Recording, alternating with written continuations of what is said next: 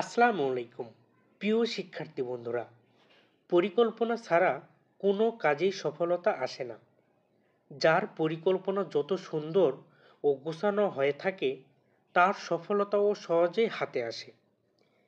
একজন বুদ্ধিমান শিক্ষার্থীর কাজ হবে পরীক্ষার আগে কিভাবে প্রস্তুতি নিবে, কোন বিষয়গুলো আগে শেষ করবে বা কোন বিষয়ের জন্য হ্যান্ড নোট তৈরি করবে, এ সব কিছুই তার পরিকল্পনায় থাকতে হবে। তুমি যদি গোছানো পড়াশোনা করো, তাহলে অল্প পড়েও ভালো রেজাল্ট করতে পারবে।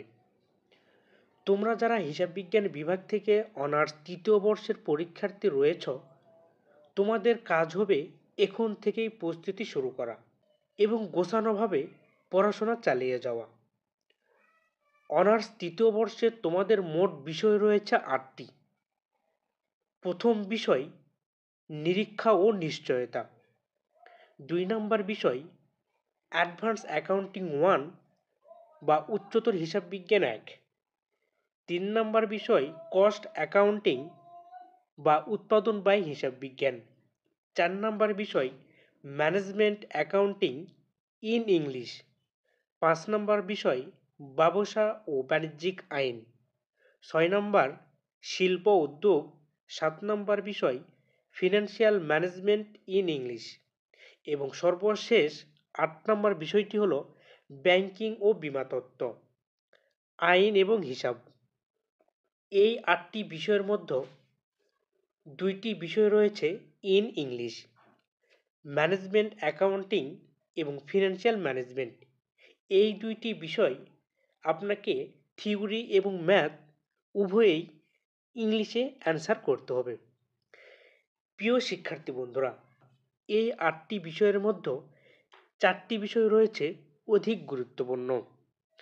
এই 4টি বিষয়ের মধ্যে উচ্চতর হিসাব বিজ্ঞান 1, উৎপাদন ব্যয় হিসাব বিজ্ঞান, management accounting in English, financial management in English, এই 4টি বিষয় তুলনামূলকভাবে একটু কঠিন।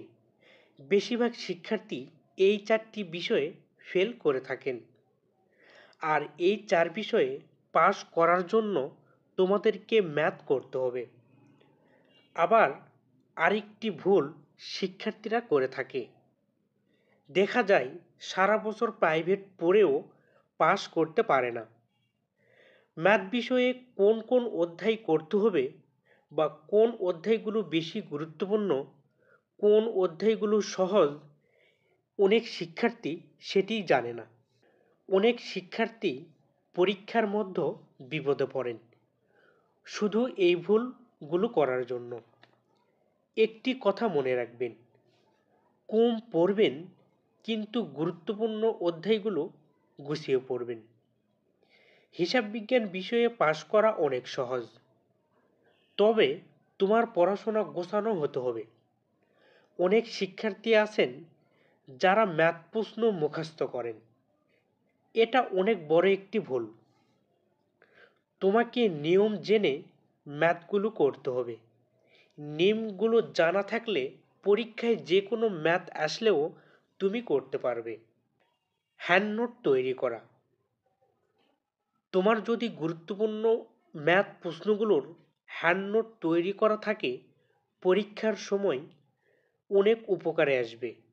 হ্যান্ড নোট করা থাকলে পরীক্ষার সময় তোমাকে বই সাজেশান এই সব কিছু বেশি ঘাটাঘাটি করতে হবে না। প্রিয় শিক্ষার্থী বন্ধুরা, তোমাদের সকলের জন্য শুভকামনা রইল। আল্লাহর উপর ভরসা করুন এবং নিজের সর্বোচ্চ চেষ্টা করুন, ইনশাল্লাহ সফলতা আসবেই।